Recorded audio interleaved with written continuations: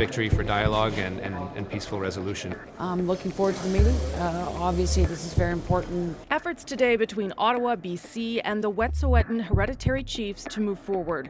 But the political challenges for this federal government are far from over, especially after a week where its priorities of the environment, energy projects, and reconciliation have continued to clash. What's good for Canada is to create common ground in which we recognize that the environment and the economy must go hand in hand. He has a balanced approach. He's failing on the environment and he's failing to get jobs built. So congratulations. So is balance possible? How can the federal government reconcile these priorities moving forward? It's Thursday, and I'm here with that issue. Chantal Hébert is in Montreal, Andrew Coyne is in Toronto, Althea Raj is in Ottawa, and Jason Markusoff is in Edmonton tonight. Good to see everybody. So I know this meeting is happening between the hereditary chiefs and the government, but I want to talk more about where the government is on those big issues over the past few weeks, where they've had to see, those three priorities collide. And how the Prime Minister and how the government has done with trying to balance all those things. Let me start with you on this, Andrew. I guess you'd say not well. I mean, it was a tricky proposition, but a doable one, which is that you were going to balance not just the environment and the economy, but also reconciliation. So it's sort of a three-cornered act. But you're always going to be distrusted by people on all sides in these types of things. The middle ground can be treacherous ground.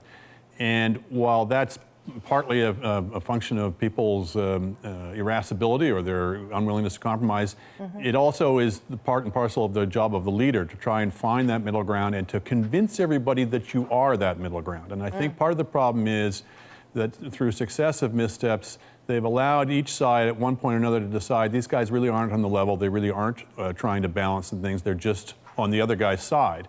And we now have the situation whereas there are lots of people who would like to occupy that middle ground, the debate's being dominated by the extremes now.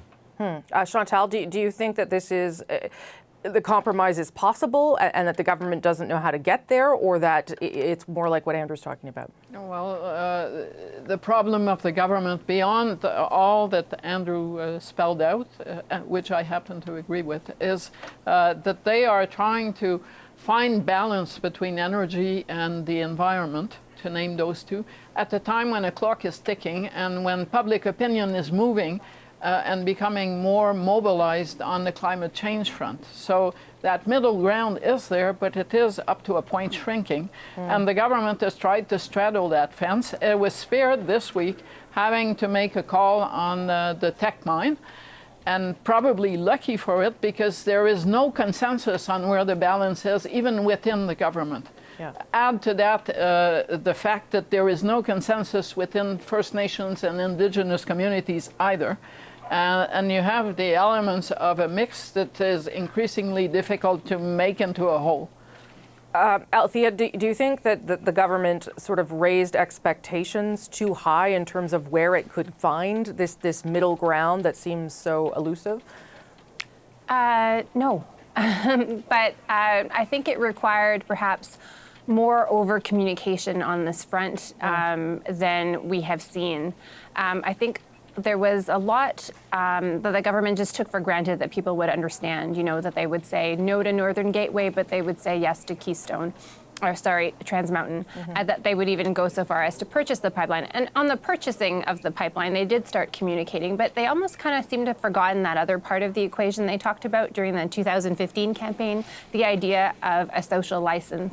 And what we're seeing more and more is that grand bargain, that consensus building that Andrew and Chantal are talking about, is being dominated by parties that don't want to give an inch away, that are seeing this as like a zero-sum game. And I think that speaks to kind of a polarizing that we're seeing around the world, frankly. But instead of over-communicating to bring people together and to explain what that grand bargain means and how everybody might have to lose a little to gain a little, that hasn't happened yet.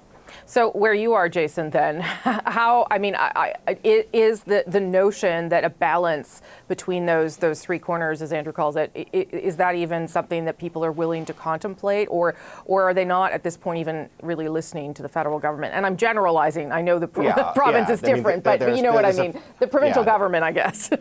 Yeah, I mean, it's important, I think, say in Alberta, there's increasingly more purchase for the idea that Alberta should act more firmly on climate change than much firmer than Jason Kenney wants. But much of the province is used to the way things had been, that finding the balance meant figuring out the reconciliation and the climate change stuff eventually, but approving the oil sands project, keeping going on the project. And that was a policy, not just, a practice not just by the Conservative government under Harper, but also past Liberal governments and everybody else. So they're just they're still used to this. The challenge that both sides all sides wind up facing on this is that, Trudeau wants to find a middle, but he actually doesn't know where that middle is and has trouble articulating where that middle is. And so when that happens, you have both sides pushing him to try to land closer to their side. When it comes down to, what seemed like it might have been a popularity vote or just a vote in a firm debate within cabinet on what actually was it, particularly the middle, on how much more oil sands mining to allow to develop. It's no wonder that a company just has no idea where things are going to land and wants to save some face by pulling their project.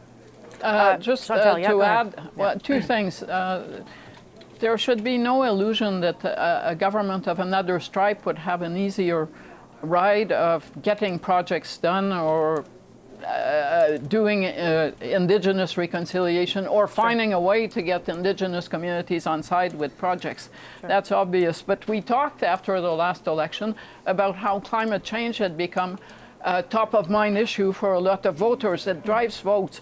One of the results of that is that a lot of Liberals who campaigned in the last election narrowly won their seats against people who were willing to outbid them on climate change. So it's now become a ballot box issue. That's probably good, but it also means that the people who are sitting in the House of Commons on the government side are thinking, if we don't do well on this, we're going to go down. Particularly in a minority government. Yeah, go ahead, Andrew. What people on all sides of these multiple issues, I think, have got to take on board is you are not going to win. And I think that's what's driving this, is everybody thinks they can win a total victory. The hardline environmentalists say we can just shut in the oil sands tomorrow. The hardline anti-climate change people say, oh, it's all just a hoax. Some people say we can police 5,000 miles of railway and prevent any demonstrations. Or some people think that we can just wave away Canadian claims to territorial sovereignty. None of these things are going to happen. Everybody's got a kind of a veto here. And, they often say that civil wars only end when all sides are kind of exhausted. And maybe that's what has to happen here, is that people have to finally, after we fought about this for a long time, people have to realize they're not going to win. No matter how righteous their side may be, they're going to have to accept they're not going to get total victory. That sounds logical, Jason. I mean, at some point, everybody sort of will have to bend on something. But is it something that you can see happening under a Jason Kenney government? I mean, Jason Kenney, again, is very firmly, he's really staked himself on oil, so much so that he's now seems to be willing to actually invest government money in purchasing an oil company, creating an oil company. And this is Jason Kenney we're talking about, who is, the most conservative guy and doesn't believe in such statist socialist matters. It's challenge. I mean, the challenge for Trudeau is that, he has, on one side, he has the Conservatives offering the moral clarity that Andrew Coyne rightly criticizes, and the other side he has the NDP, Green Party, and Bloc offering moral clarity on their side. You can look like a moderate if you just take a middle ground. But at this point, it just seems like he's indecisive, Trudeau, of figuring out where exactly to land in between those. And that's not a good look. Okay, Althea, last 30 seconds to you. Well, I think it just speaks to an absence of leadership. Like, you can't be a cheerleader for your side, or at least the Prime Minister should not be a cheerleader for any side. I mean, he does not play the role, and I don't think that Jason Kenney should be a cheerleader for a side either. I think he should be acting as a leader. What we're seeing is that the politics, to Chantal's right, very clearly say where the Liberal Party should go. But I think he also needs to explain to those potential voters that, and the budget is a great opportunity for the Liberal government to come out and say, a lot of emissions come from buildings and transportation, and we're going to focus on this as well. It's not just the big bad oil sands that are going to have to pay a price.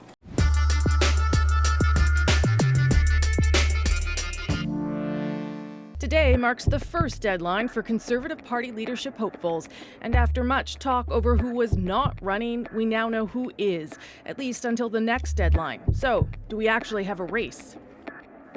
Welcome back to another round of At Issue. Chantal, Andrew, Althea, and Jason all here tonight to talk about the race that, I don't know. I feel very meh about it so far. I hope it gets more interesting. I assume that it will. Chantal, what do you make of whether this is going to be the race I think that the Conservative Party needs? What we know as of today is that there's no big star waiting in the wings, secretly signing up members to shake things up. So it's, Erin O'Toole, Peter MacKay, leading candidates, Marilyn Gladu as possible leading candidate too, and a lot of people who don't have really national profiles running again. I think we will really know seriously the shape of that campaign after the next deadline in March, when people who want to run actually have to come up with a lot more money and a lot more signatures. I suspect the names we have today on your board will not all be on the next board for the debates. Althea, what do you think of where we're at? Well, this may not be the race the Conservative Party needed, but it's the race the Conservative Party designed. And it's so restrictive that basically the candidates are not being asked to appeal to anybody that basically isn't already a party member. You only have 6.5 weeks, almost 7 weeks to sell party memberships. The deadline is April 17th. The debates don't even happen until April 17th and April 23rd. So you're already talking to people that have purchased a Conservative Party membership. You're not trying to encourage more people to come into the party fold by exposing them to all of your candidates and saying, hey, we have a message that resonates with you. Come join us. And we're already seeing that, frankly.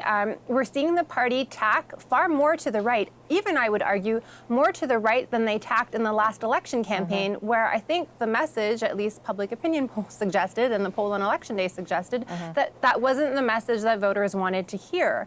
And instead, you're seeing Peter MacKay become, follow Erin O'Toole's lead, and Erin O'Toole is becoming more, I would say, hard right.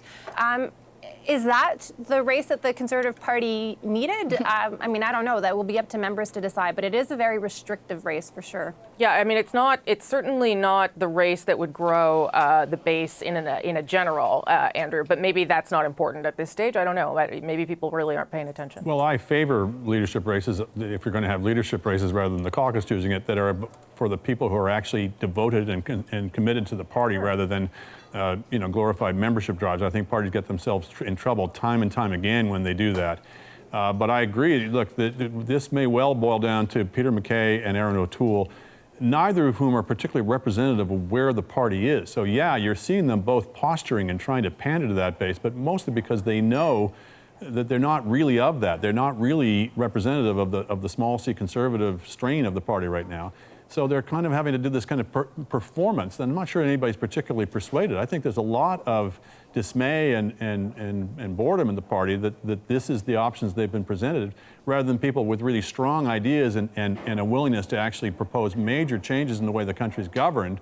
You're getting this kind of raw meat stuff being thrown out so that they don't have to commit to very much. Jason, you're watching it from there. What do you make of it? I was at an Erin O'Toole event last night in just south of Edmonton, and I was stunned at how pale and old the crowd was. They're barely trying to bring in new blood at this point. That'll be for the election. These are just trying to get the hardened volunteers, the hardened donors in. And I also look at this in comparison to what we're watching south of the border with the Democratic primary, and how extensively those candidates are being vetted, battle tested, having debates among each other, really thrashing out. We're learning who they are.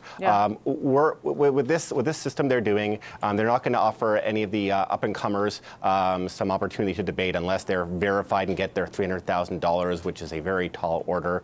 And the risk of that is that somebody's going to come out of this, Erin O'Toole or Peter MacKay or whoever else, is going to come out of this process not being battle tested, not being vetted. And we saw that with Andrew Scheer. Andrew Scheer came out of that much longer, much more expansive leadership campaign, and nobody knew who he was. It wasn't until last October that we knew he was half American or part American, for crying out loud.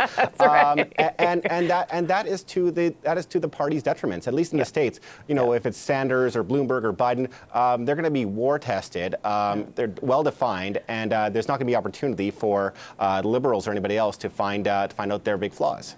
While I don't want to do a Democratic primary, and I'm not sure anyone in Canada wants to do that, I wonder if there is some merit to the argument that Jason's making about whether a leadership race should be about testing people, testing ideas, thrashing out these things inside a party so that the party emerges not only with a candidate that's been tested, but also with ideas that might be different. Andrew, you want to have a go on that? Yeah, I mean, it helps, first of all, if people have ideas. And the front runners in this race have been in politics for many years between them, and I don't think many people could say very much about what they stand for other than the general liking for the military. Law and order. So it depends why you get into politics, first of all, whether you're there because you have a particular philosophy and ideas you'd like to enact, or just because you think people like you should run things.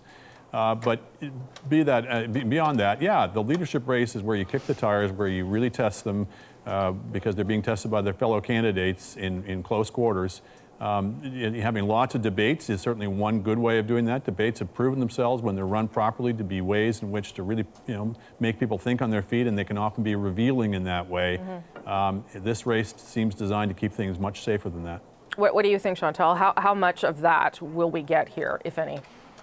I'm trying to think of how much of that did we get in any leadership campaign recently. And my mind goes kind of blank. I wouldn't call Justin Trudeau's walk to the Liberal leadership a big test of ideas. Certainly the NDP did not kick Jagmeet Singh's tires very hard on his way to a first ballot victory. And Stephen Harper dominated the field when he ran for the Conservative leadership. But at this point, there are issues that this party should address. It could have won the last election. It could win the next one. And I don't think the leadership campaign is going to get it to that. That's going to happen afterwards. And it's a minority government. So the Conservatives, again, seem to be hoping that Justin Trudeau will fall apart on his own. Let me put forward an idea that the leadership, I don't want to go down another path here, but the leadership race in the NDP after Jack Layton, there was a lot of kicking of tires there, actually. A lot of different ideas, and they tested. And the Stéphane Dion Liberal leadership race. Yeah, that's true. Okay, and they both did poorly. Yeah. So we've just disproved our point. Althea, do you? Yeah, well, I was going to add, I actually think the last Conservative election, Conservative leadership race, did expose the candidates pretty well. I mean, it was lengthy. We learned a lot about what Kelly Leitch stood for and what she didn't stand for, what Stephen Blaney stood for, what he didn't stand for. We learned Rick Peterson wants a 0% corporate tax. We learned a lot about Maxime Bernier's ideas. We didn't learn that much about Andrew Scheer. Yeah, I was just going to say. and many of his policy ideas he ended up deleting from his website and trying to pretend he had never suggested such things and denounce them before the general election started. But I do think that there were so many debates, official and non-official, local writing associations having debates, that people had a chance to express themselves. And the Liberal leadership race when Stéphane Dion won on the Green Shift also was many, many months. And you had a chance, and the Thomas Mulcair leadership race as well was quite lengthy. Because this one is so short, you will not have a chance to hear that much about the candidates. That being said, if there's only like 2 or 3 people by the time March 26 rolls around, then probably we will learn a fair bit about them. They'll be forced to. I mean, at the moment they can have websites with nothing on them, but last word to you there, Jason. But I'm not sure. I mean, the media is going to get cranky and ask them. But I mean, given how much interest there is now, who's going to exactly force them? I mean, look at Peter MacKay's website right now. It has his bio on one page, and that's the only piece of information you'll find about. You'll find nothing about his ideas, nothing about his policies. I think he tweeted yesterday there was policy coming. To be fair, I think I saw that tweet yesterday. With 3 months to go, we'll hear lots from him in that. We're hearing what he's not in favor of. Yes, no, we certainly are. But if it's a race about not what people don't want to do, I'm not sure that's entirely inspiring. I don't know. either. It sounds classically conservative the way they were running last election, though. Okay. All right. I'm going to leave it there. Thank you all. Thanks for being here as a special guest, Jason. Appreciate it. And thanks to the three of you.